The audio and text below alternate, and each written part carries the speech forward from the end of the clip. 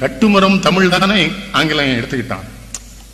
ரசத்தை தானே மிளகு தண்ணின்னு எழுதினான். இட்லி தானே ஆங்கிலம் எழுதியிருக்கான்.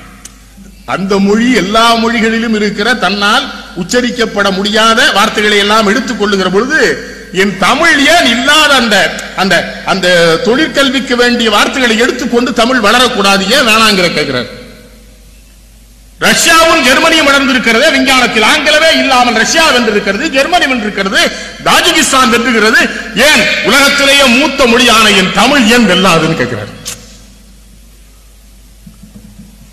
அண்ணன் சொன்ன மாதிரி அவருக்கு இருந்த தமிழுக்கு புழைச்சிருக்கலாம், அவ்வளவுதானே சொல்ல முடியும். வேற எந்த வார்த்தையில சொல்றது? புழைக்கத்தானே செய்யறானு எல்லாரும்.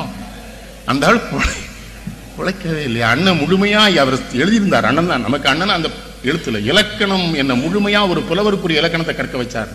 அவர் அப்படி ராஜசோ கேட்டிருக்காரு, ஜீவா உனக்கு இலக்கணம் தெரியுமா சொல்லியிருக்காரு. ராஜசோ சொல்றாரு, கம்பன் கழகத்துல காரைக்குடியில பேச கூப்பிடுறாங்க. கம்யூனிஸ்ட கூப்பிடுவாங்களா அந்த காலத்துல? ஊரே பரபரப்பா இருந்து ஜீவா பேசுறாருன்னு சாகணேசனுக்கே ஒரு சந்தேகம்.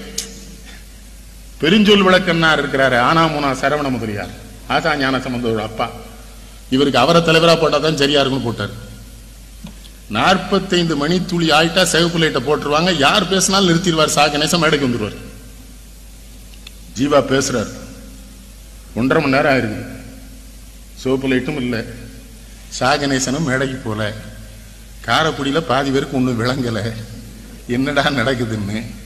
ஜீவா பேசி முடிச்ச உடனே சரவணமொழியார் சொல்லியிருக்காரு, ஜீவா பேசி இருந்தா நான் லைட்டை போட்டிருப்பேன், கம்பன் அல்லவா நின்று பேசி கொண்டிருந்தான் நான்.